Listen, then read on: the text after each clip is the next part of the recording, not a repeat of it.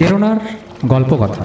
বিভিন্ন ধরনের গল্প, যেমন রামায়ণের বিভিন্ন কাহিনী, মহাভারতের বিভিন্ন কাহিনী, পৌরাণিক গল্প, ভূতের গল্প এবং আরও অনেক গল্প নিয়ে সাজানো আমাদের এই চ্যানেল প্রেরণার গল্পকথা। আপনাদের পছন্দই আমাদের পছন্দ। তাহলে চলুন শুরু করি আজকের কাহিনী।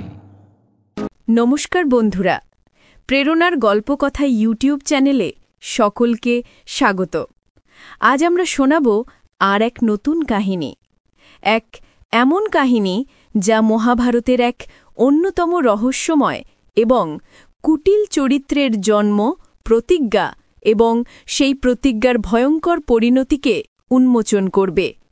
শকুনি, যে চরিত্রকে আমরা কেবল একজন কূটবুদ্ধিসম্পন্ন পাশা খেলোয়াড় হিসেবেই জানি, তার ভেতরের তীব্র ঘৃণা, প্রতিহিংসা এবং প্রতিশোধের এক মর্মস্পর্শী ইতিহাস রয়েছে।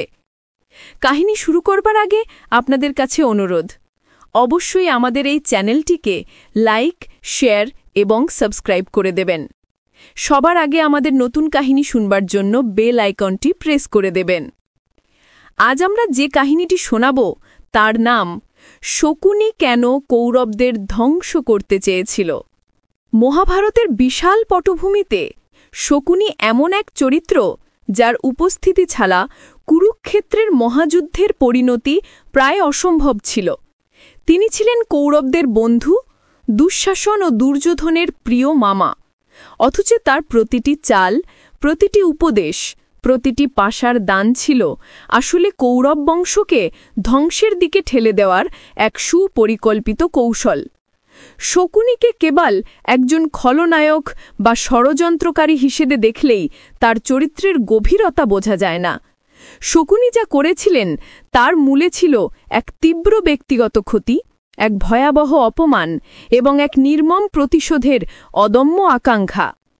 এই প্রতিশোধের মূল নিহিত ছিল গান্ধার রাজ্যে, কৌরব রাজপরিবারের এক অন্ধকার ইতিহাসে।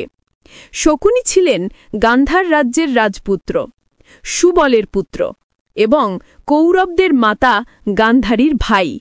যখন গান্ধারীর বিবাহ স্থির হয় কুরুরাজ ধৃতরাষ্ট্রের সঙ্গে, তখন থেকেই এই প্রতিহিংসার বীজ বোনা হয়েছিল।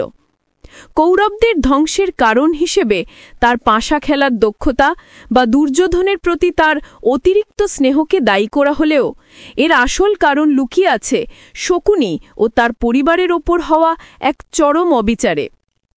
তখনকার প্রথা অনুযায়ী হস্তিনাপুরের রাজপরিবারের সাথে গান্ধারীর বিবাহ হয়, কিন্তু বিবাহের পূর্বে ভীষ্ম জানতে পারেন যে গান্ধারীর কোষ্ঠীতে দোষ আছে এবং তার প্রথম স্বামী মারা যাবে। এই সমস্যার সমাধান করবার জন্য কুটিল বুদ্ধির ভীষ্ম গোপনে গান্ধারীর প্রথম বিবাহ এক ছাগলের সাথে দেন এবং তারপর সেই ছাগলটিকে হত্যা করা হয়। এইভাবে গান্ধারীর কোষ্ঠীর দোষ দূর করা হয় এবং তাকে ধৃতরাষ্ট্রের সাথে বিবাহ দেওয়া হয়। কিন্তু যখন এই সত্য গান্ধার রাজ সুবলের কানে পৌঁছাল, তখন তিনি ও তার পুত্র শকুনি এই চরম অপমান হজম করতে পারলেন না। তারা ভাবলেন ভীষ্মের এই কাজ কেবল একটি প্রথা পালন নয়, এটি গান্ধার রাজ্য এবং রাজপরিবারের উপর এক গভীর অপমান। তাদের কন্যা ও ভগিনীকে এমন অপমানের শিকার হতে হল, তারা এই অপমানকে নীরবে মেনে নিতে পারলেন না। সবচেয়ে ভয়াবহ ঘটনা ঘটে বিবাহের পরে। একসময় কৌরব রাজপরিবার সুবল ও তার পুত্রদের বিরুদ্ধে ষড়যন্ত্র করার এবং কুরুবংশের অমঙ্গল কামনা করার মিথ্যা অভিযোগ আনে। ভীষ্ম, যিনি ছিলেন কৌরব বংশের অভিভাবক, তিনি এই অভিযোগের ভিত্তিতে গান্ধারের সমস্ত রাজপুত্র এবং সুবলকে কারাগারে বন্দী করার নির্দেশ দেন। কারাগারের সেই দিনগুলো ছিল অমানবিক। সুবল ও তার পুত্রদের দিনের পর দিন না খেয়ে রাখা হতো। তাদের জন্য সামান্য যে খাবার বরাদ্দ করা হতো তা এতই কম ছিল যে একজনেরও পেট ভরা সম্ভব ছিল না। এই ভয়াবহ পরিস্থিতিতে গান্ধার রাজ সুবল এক মার্মিক সিদ্ধান্ত নিলেন। তিনি জানতেন যে এই অপুষ্টিতে তাদের সকলেরই মৃত্যু অনিবার্য, কিন্তু তার পরিবারের অন্তত একজনকে বেঁচে থাকতে হবে কুরুবংশের ধ্বংস দেখার জন্য এবং প্রতিশোধ নেওয়ার জন্য। তিনি তখন তার পুত্র শকুনিকে বেছে নিলেন এই ভয়ঙ্কর দায়িত্ব পালন করার জন্য। সুবল তার সকল পুত্রদের নিয়ে বসলেন এবং বললেন যে তারা সকলে মিলে তাদের জন্য বরাদ্দ সামান্য খাদ্যটুকু কেবল শকুনিকেই দেবেন, যাতে শকুনি বেঁচে থাকতে পারেন এবং কুরুবংশের ধ্বংসের প্রতিজ্ঞা পূর্ণ করতে পারেন। পরিবারের অন্য সদস্যরা স্বেচ্ছায় শকুনিকে নিজেদের খাদ্য দিতে রাজি হলেন, কারণ তাদের কাছে কুরুবংশের প্রতিশোধ ছিল জীবনের চেয়েও বেশি গুরুত্বপূর্ণ। প্রতিদিন কারাগারের ভেতরে সেই নির্মম দৃশ্য চলত। পিতার সামনে, ভাইয়ের চোখের সামনে শকুনি তাদের ভাগের খাদ্য গ্রহণ করতেন, আর বাকিরা ধীরে ধীরে অনাহারে মৃত্যুর কোলে ঢলে পড়তেন। এই ঘটনা শকুনির মনে কৌরবদের প্রতি এক তীব্র, জ্বলন্ত ঘৃণার জন্ম দিয়েছিল। তার প্রতিশোধের প্রতিজ্ঞা কেবল কথার কথা ছিল না, তা ছিল তার পরিবারের সকলের আত্মত্যাগের ওপর ভিত্তি করে তৈরি এক পবিত্র ব্রত। এই অন্ধকার কারাগারেই শকুনি তার প্রতিশোধের শপথ গ্রহণ করেছিলেন যে তিনি কুরুবংশের মূল উপড়ে ফেলবেন। মৃত্যুর আগে সুবল শকুনিকে ডেকে এনে এক নির্মম উপহার দিলেন। তিনি শকুনিকে তার নিজের হাড় অর্থাৎ হাড়ের টুকরো দিয়ে বললেন, শকুনি, তুমি এই হাড়গুলো দিয়ে পাশা তৈরি করবে। যখনই তুমি পাশা খেলবে, এই হাড়গুলো তোমার পরিবারের কষ্টের কথা মনে করিয়ে দেবে।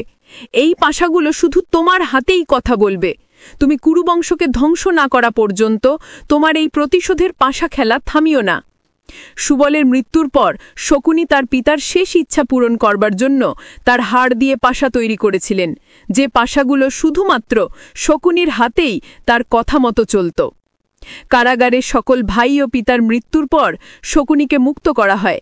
কৌরব রাজপরিবার ভেবেছিল শকুনি তাদের প্রতি কৃতজ্ঞ থাকবে, কিন্তু শকুনি তখন বাইরে থেকে হাসতেন, কিন্তু ভেতর ভেতরে তার হৃদয়ে ছিল প্রতিশোধের এক নিদারুণ আগুন। তিনি শপথ নিয়েছিলেন যে তিনি কৌরবদের সাথে থাকবেন, তাদের বিশ্বাস অর্জন করবেন এবং তারপর ভেতর থেকে ধীরে ধীরে এই বংশকে ধ্বংস করবেন। তার প্রতিশোধের প্রথম ধাপ ছিল দুর্যোধনের দুর্বলতাগুলোকে কাজে লাগানো। শকুনি দুর্যোধনের সান্নিধ্যে এসে তার প্রিয় মামা হয়ে উঠলেন। তিনি জানতেন যে দুর্যোধন ছিলেন অত্যন্ত অহংকারী, ঈর্ষান্বিত এবং ক্ষমতালোভী। শকুনি দুর্যোধনের এই সমস্ত খারাপ গুণকে আরও উস্কে দিতে লাগলেন।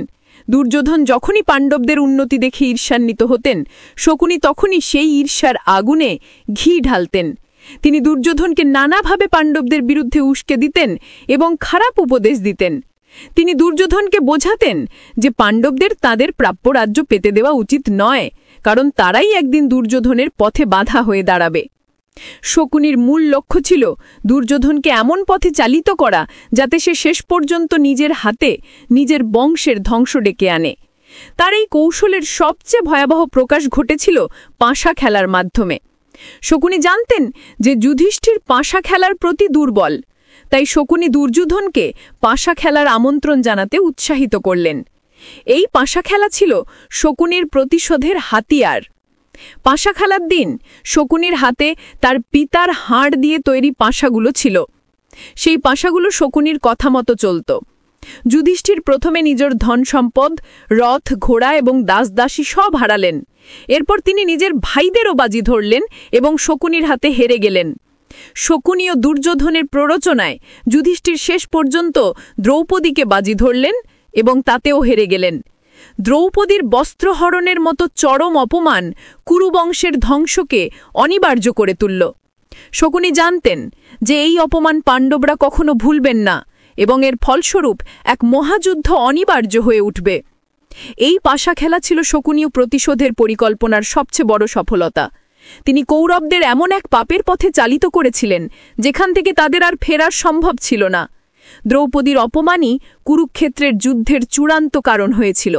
শকুনি তখন দুর্যোধনের পাশে দাঁড়িয়ে তার সকল পাপ কাজে তাকে সহায়তা করতেন, কিন্তু মনে মনে তিনি কৌরবদের ধ্বংসের অপেক্ষায় থাকতেন।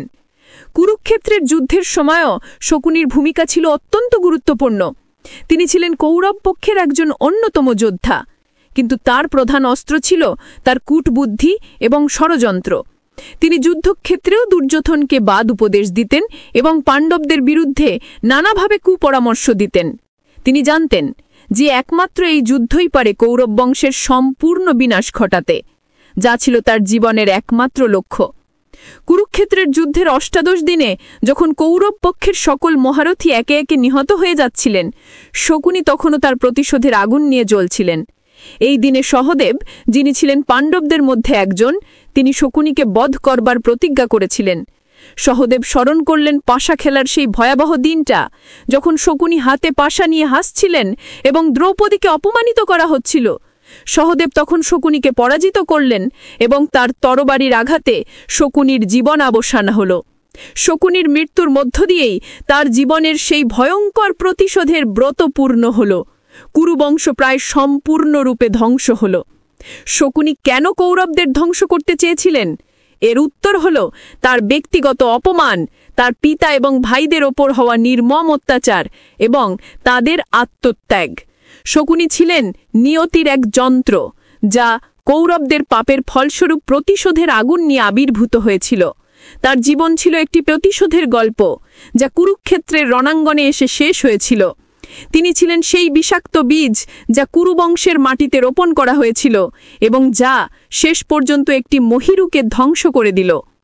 এই কাহিনী আমাদের শিক্ষা দেয় যে প্রতিহিংসা এবং প্রতিশোধের আগুন কখনো শুভ ফল বয়ে আনে না।